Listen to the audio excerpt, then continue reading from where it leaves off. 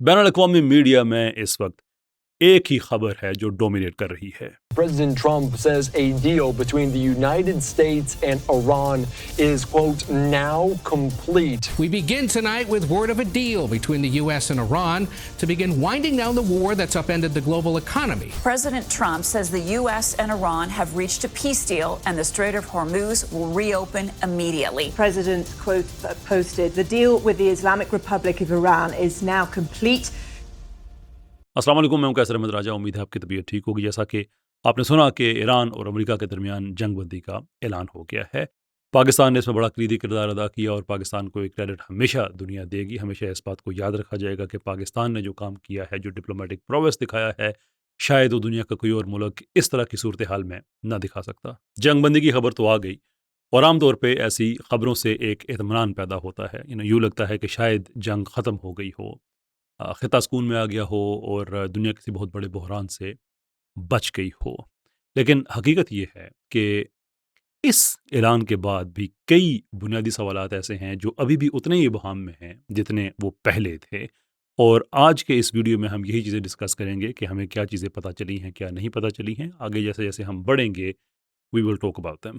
سب سے پہلی بات یہ سمجھنا ضروری ہے کہ یہ جو پیس اگریمنٹ ہے یہ کوئی حتمی مستقل مکمل ڈاکومنٹ نہیں ہے، بلکہ یہ ایک 60 دن کی ایک ونڈو ہے، ایک ڈپلومیٹک ونڈو ہے، ایک مہلت ہے جس میں یہ طے کیا جائے گا کہ جو جنگ بندی ہے اس کو مستقل بنیادوں پر کیسے نافذ کیا جائے.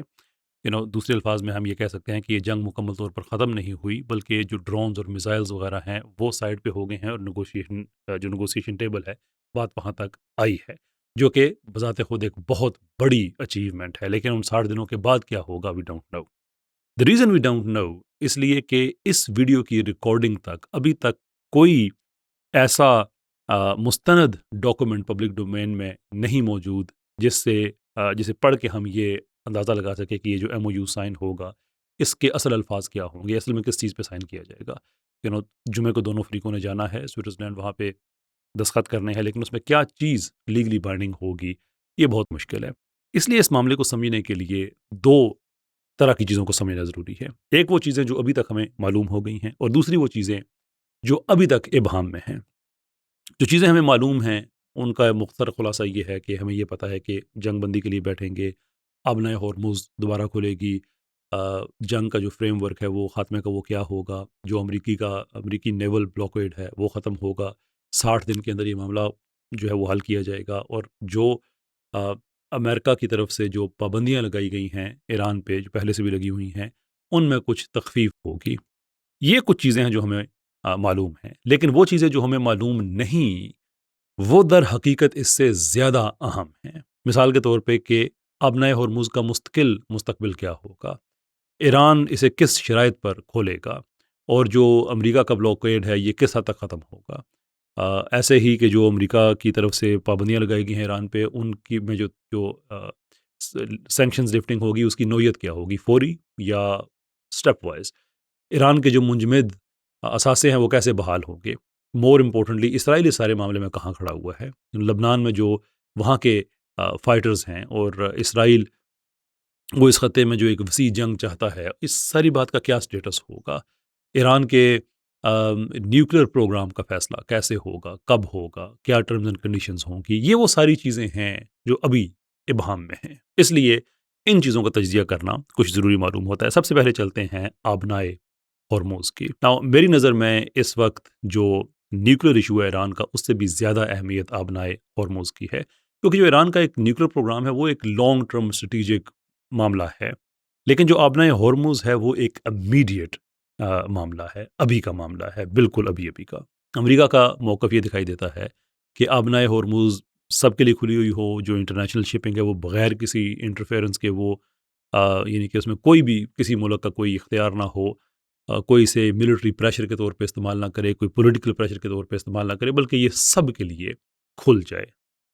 ایران کا موقف البتہ اس سے ٹوٹل اپوزٹ ہے، کیونکہ ایران کا یہ کہنا ہے کہ یہ ایرانین ارینجمنٹس کے مطابق ہی کھلے گی. یہ نہیں کھلے گی لیکن ہماری ارینجمنٹس کے مطابق، اور یہی اصل تنازع ہے کہ امریکہ کہہ رہا ہے کہ راستہ کھولو، ایران آگے سے کہتا ہے جی بالکل کھولیں گے، لیکن ہماری شرطوں پر کہ اس کے اوپر جو سگنیچر ہے وہ ایران کا ہی ہوگا. اب یہ فرق ہے لیکن یہ معمولی فرق نہیں ہے. یہاں ہمیں یہ سمجھنا ہوگا کہ آبنائے ہرمز ایران کے لیے کوئی صرف ایک سمندری راستہ نہیں ہے بلکہ اس کی ایک اسٹریٹجک انشورنس پالیسی بھی ہے. یعنی امریکہ کے پاس ایئر کرافٹ کیریئرز ہیں، اسٹیلتھ ایئر کرافٹ ہیں، سیٹلائٹ انٹیلیجنس ہے، ملٹری لاجسٹکس کا ایک بہت بڑا انٹرنیشنل نیٹ ورک اس کے پاس موجود ہے. فیئر انف.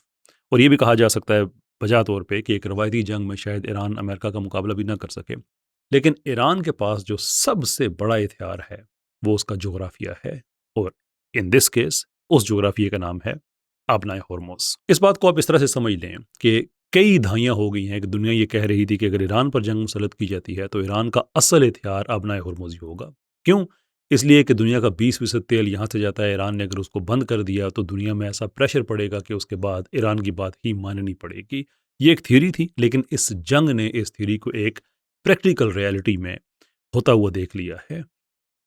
ملٹری اسٹرائک سے ایران کو نقصان پہنچا، شور بالکل صحیح بات ہے. جو ہے ایران نے بھی نقصان پہنچایا، امریکہ نے زیادہ پہنچایا.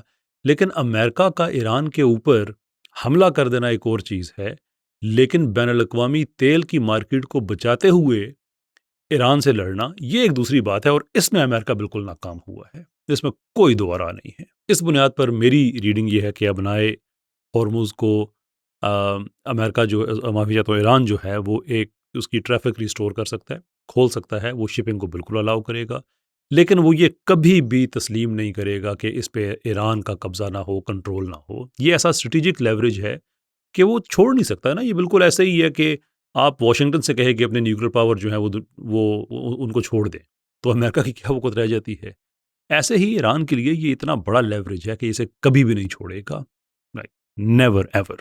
کیونکہ یہی وہ چیز ہے جو امریکہ کو میدان جنگ سے اپنا مذاکرات کی میز پہ لے کے آئی ہے. تو اسی چیز کو اگر ایران چھوڑ دے تو پھر کیا گارنٹی ہے کہ یہ جنگ ختم ہو جائے گی یا امریکہ اس کو پھر کیری آن نہیں کرے گا. اب آتے ہیں ایران کے جو منجمد اثاثے ہیں ان کی طرف. کچھ رپورٹس ایسی ہیں جن کے مطابق ایران میں یہ جو آئل سینکشنز لگی ہوئی ہیں اس میں پابندیوں میں خاتمہ اور تخفیف یہ ساری چیزیں جو ہیں وہ ہو سکتی ہیں، ویو آف کی جا سکتی ہیں. لیکن اس کے اندر بھی بہت زیادہ ابہام پایا جاتا ہے، کیونکہ کوئی ایسی دستاویز موجود نہیں ہے جو یہ بتائے کہ یہ کون کون سی پابندیاں وہ ختم ہوں گی، کیا وہ امیڈیٹلی ختم ہو جائیں گی یا وہ فیزڈ یعنی کہ مرحلہ وار ہوں گی، یا کوئی ایسی کوئی ریورسیبل بھی ہوگی، کوئی کنڈیشنل ہوگی بیچ میں. یہ ابھی ان چیزوں کے بارے میں پتہ نہیں ہے، تو یہ مکمل طور پہ ابہام میں بات ہے. اس پہ میرے خیال میں اس سے کچھ زیادہ اس پہ بھی اس سٹیج پہ بات نہیں کی جا سکتی. مائنڈ یو یہ ہم اس ویڈیو کی ریکارڈنگ کی حد تک بات کر رہے ہیں، ممکن ہے کہ اس ویڈیو کی ریکارڈنگ کے 10 منٹ کے بعد کچھ اور تفصیل سامنے آ جائے، ان وچ کیس اوبیسلی وہ ایک اپڈیٹ ہوگی. آپ چلتے ہیں ایک بہت ہی اہم سوال کی طرف، اور وہ یہ ہے کہ اسرائیل کہاں کھڑا ہے. پبلکلی رپورٹڈ شوڈ سے کہ ایران کی طرف سے تو یہ تاثر ہے کہ یہ سارے محاذوں پہ جنگ بندی ہوگی جس کے اندر لبنان بھی شامل ہے. لیکن ایز وی اسپیک امریکہ کی طرف سے کچھ ابہام اس میں ہے، اگرچہ یہ نہیں کہا جا سکتا کہ وہ بالکل اس پہ کلیئر نہیں ہے. جو انڈیکیشنز ہمیں مل رہے ہیں وہ تو یہی ہے کہ وہ اس کے حق میں کبھی کوئی کلیئر بات نہیں ہے. اسرائیل کا مسئلہ ایک بہت بڑا مسئلہ ہے، کیونکہ اگر امریکہ اور ایران جنگ بندی کر لیتے ہیں اور اسرائیل اپنی کارروائیاں جاری رکھتا ہے، جو اس نے ایک حصہ قبضے میں لیا ہوا ہے وہاں پہ، اس پہ وہ اپنا قبضہ برقرار رکھتا ہے جس کا انہوں نے اعلان کیا بائی دی وے کہ ہم کریں گے، تو پھر یہ جنگ بندی ایران اور امریکہ والی بھی کمزور پڑ سکتی ہے. اس کی وجہ یہ ہے کہ جو لبنان میں جو فائٹرز لڑ رہے ہیں ان کو ایران کی طرف سے سپورٹ موجود ہے.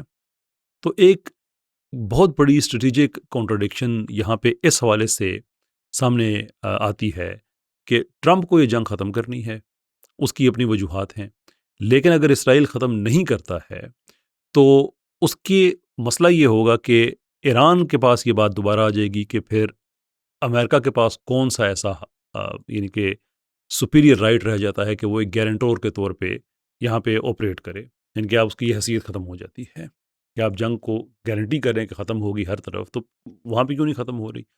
اور اگر امریکہ مدد نہیں کرتا اسرائیل کی تو پھر اسرائیل کے لیے مسئلے پیدا ہو جاتے ہیں. یہ بڑی ایک سچویشن جو ہے وہ بڑی بہت ہی زیادہ یہاں پہ مخدوش ہے. لیکن اس سچویشن کو سمجھنے کے لیے دو چیزیں سمجھنا ضروری ہیں. کہ ٹرمپ کو جنگ ختم کرنا اس کے لیے کیوں ضروری ہے اور نیتن یاہو کے لیے جنگ جاری رکھنا کیوں ضروری ہے.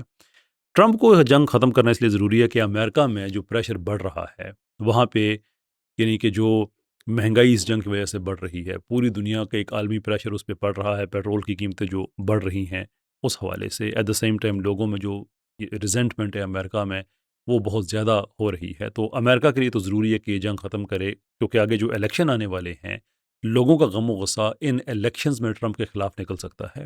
اور اگر یہ غصہ نکلتا ہے تو ٹرمپ کا اپنا مسئلہ یہ ہے کہ بہت سے کیسز، بہت سے مقدمات ایسے ہیں اس کے خلاف، اس کی پارٹی کے خلاف، اس کے لوگوں کے خلاف، اس کے فیصلوں کے خلاف کہ جو ابھی تک پینڈنگ میں پڑے ہوئے ہیں.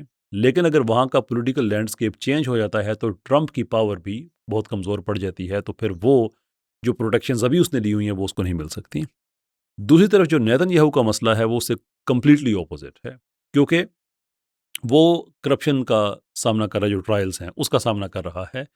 ملک کے اندر 7 اکتوبر کی جو فیلیئرز ہیں اور جس طرح سے جنگ کو مینج کیا گیا، یہ سارے کے سارے مطلب اور لیگل کیسز باقی ملا کے اس کے اوپر یہ دباؤ ہے.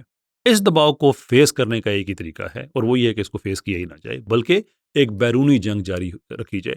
کیونکہ جب بیرونی جنگ جاری رکھی جاتی ہے نا تو پھر جو اندرونی جو پرابلمس ہوتے ہیں نا، جو پولیٹیکل اور لیگل کوشچنز وغیرہ، یہ پیچھے چلے جاتے ہیں، پولیٹیکل ڈائنامکس چینج ہو جاتے ہیں، اور جب جنگ ختم ہوتی ہے تو پھر وہ سوال دوبارہ آ جاتے ہیں. تو ٹرمپ کے لیے ضروری ہے کہ اس کو ایگزٹ ملے، نیتن یاہو کے لیے ضروری ہے کہ اس کو کور ملے، یہ سوالات دوبارہ کھڑے نہ ہو جائیں. اسی لیے ٹرمپ اور نیتن یاہو کے جو انسینٹیوز ہیں وہ ایک جیسے نہیں ہیں، اور یہی وجہ ہے کہ اس پیس ڈیل کو شاید تل ابیب سے زیادہ خطرہ ہے، شاید واشنگٹن سے اتنا خطرہ نہیں ہے، شاید تہران سے اتنا خطرہ نہیں ہے. Tel Aviv seems to be the problematic place here. اب یہاں پہ ایک آ جاتا ہے اہم سوال، اور وہ یہ کہ یہ جنگ بندی اگر مستقل سٹیٹس حاصل کر لیتی ہے تو پھر یہ جنگ جیتا کون؟ اس کو ٹرمپ اپنی وکٹری کہے گا اس لیے کہ اس نے ایران کو میز پہ آنے پہ مجبور کر دیا، اس کے نیوکلیر پروگرام پہ نئی بات شروع کرا دی، وغیرہ وغیرہ وغیرہ. ایران جو ہے اس کو اپنے طریقے سے اس کو سیل کرنے کی کوشش کرے گا. ان کا بیسیکلی یہ ہوگا کہ جو پبلک انزائٹی ہے، جو انفلیشن فیئرز ہیں، یعنی کہ جو ایران نے انجینئر کیے ابن ہارموز کو روک کے، کہ ہمارے پاس یہ طاقت تھی کہ ہم مذاکرات کی میز پہ جانے کے لیے مجبور نہیں ہوئے بلکہ امریکہ ہوا. دونوں کلیم کریں گے. حقیقت یہ ہے کہ یہ جنگ جو ابھی رکنے کی طرف جا رہی ہے اس میں فاتح ایران ہی ہے. یہ بات میں جذباتی طور پہ نہیں کہہ رہا، بلکہ جنگ کس نے جیتی یا ہاری، جو ماہرین ہیں وار فیئر کے، ان کے پاس جو سب سے امپورٹنٹ کرائٹیرین ہوتا ہے وہ یہ ہوتا ہے کہ ڈیزائرڈ آؤٹ کمز کس ملک کے اچیو ہوئے، کس کے نہیں ہوئے. اس میں امریکہ کا کوئی بھی ڈیزائرڈ آؤٹ کم جو ان کا تھا، جو انہوں نے بنائے ہوئے تھے بینچ مارکس کہ ہم نے یہ اچیو کرنا ہے، ان میں سے کوئی ایک بھی وہ اچیو نہیں کر پائے. آ کے پریشر ڈالنے کی کوشش کی، ایران کو کرمبل کرنے کی کوشش کی، سارا کچھ کیا، لیکن ایران نہ صرف یہ کہ ڈٹ گیا بلکہ اس نے ان کو بار بار مذاکرات کی میز پہ آنے پہ مجبور بھی کیا، بار بار کیا. جو ایک مورل ہائی گراؤنڈ ہے وہ کلیم کیا. ایک خطرہ شاید یہ تھا ایران کے حوالے سے کہ دنیا ایران کے خلاف ہو جائے اس لیے کہ تیل وغیرہ مہنگا ہو جائے، وہ بھی نہیں ہوا. دنیا نے عام طور پہ ایران کے خلاف کوئی سٹانس نہیں لیا بلکہ امریکہ کے خلاف زیادہ لیا. تو یہ ساری چیزیں اگر اکٹھی کریں تو یہ بات بغیر کسی ابہام کے کہی جا سکتی ہے کہ جب یہ جنگ مستقل طور پہ یہ ختم ہوتی ہے تو اس میں فاتح امریکہ نہیں ہوگا بلکہ اس کا فاتح ایران ہی ہوگا. ناؤ ایبسلوٹس کے حوالے سے اتنی بات کی جا سکتی ہے، آگے اس کے گرے ایریا سٹارٹ ہو جاتے ہیں کہ ایران کتنا اپنے نیوکلیر پروگرام پہ کنسیڈ کرے گا، وہ کیا اس میں ڈیل ہوگی، کنسیڈ کرے گا بھی یا نہیں کرے گا. نیگوسیشن ونڈوز میں جب باتیں کھلیں گی تو ممکن ہے کہ کچھ ایسی بات آ جائے کہ ان 60 دنوں میں ہم نے یہ طے کیا ہے کہ اگلے 5 سال میں ہم کچھ اور طے کریں گے. ڈونٹ بی سرپرائزڈ کہ اگر کوئی اس طرح کی بات آ جاتی ہے تو 5 سال سے مطلب 5 سال ہی نہیں، 10 سال، کوئی بھی نہیں کہ 60 سال کے بیونڈ کوئی بھی ایک عرصہ. نا ایران اپنی طرف سے یہ دکھانا چاہے گا کہ اس نے نیوکلیر سرنڈر نہیں کیا، اور امریکہ بھی اپنی طرف سے دکھانا کوشش کرے گا کہ دیکھیں جناب ہم نے تو بھی ایران کو کچھ قبول کرنے میں مجبور کیا. وہ باتیں چلتی رہیں گی، لیکن جو ایبسلوٹس کی حد تک ہے وہ یہ ہے کہ امریکہ اس جنگ میں کبھی فاتح کے طور پہ واک اوے نہیں کرے گا. نو، ایبسلوٹلی ناٹ. تو ہوگا کیا، ایک لمبی تاریخ جو ہے امریکہ کی جنگیں ہارنے کی، اس میں یہ چیپٹر ایک اضافہ ہوگا. بڑی جو معافی چاہتا ہوں جو دوسری جنگ عظیم ہے اس کے بعد امریکہ نے 5 بڑی جنگوں میں حصہ لیا ہے، جس میں 4 میں اس کو ناکامی ہوئی ہے، اور یہ ایک اور چیپٹر اس کے اندر ایڈ ہونے والا ہے۔ ختم کرتے ہیں بات کو یہاں پہ ایک دفعہ پھر پاکستان کے کردار پہ کہ پاکستان نے اس میں کیا کیا۔ دیکھیں، پاکستان جب ہر طرح سے مشکلات کا شکار تھا، افغانستان کا مسئلہ چل رہا ہے، انڈیا کا مسئلہ چل رہا ہے، بیچ میں ایک کشمیر کا جو ایک ایشو بیچ میں سٹارٹ ہوا، یہ بھی آپ کی نظروں میں ہے یقیناً، تو ایسے حالات میں پاکستان کو ایک ڈپلومیٹک پرویس ایسا دکھانا، سٹینڈ اپ کرنا، جو مسلم امت ہے اس میں سٹیپ اپ کر کے دکھانا کہ this is what we can do.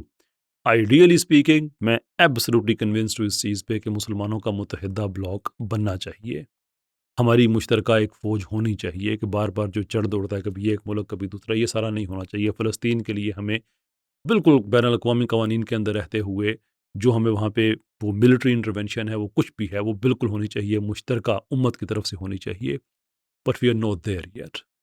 ایک وقت میں ایک قدم، پھر دوسرا، پھر تیسرا، یہ اس کی طرف ایک اہم قدم ہے کہ کوئی تو ایک ایسا ملک ہے جو لیڈ لے سکتا ہے۔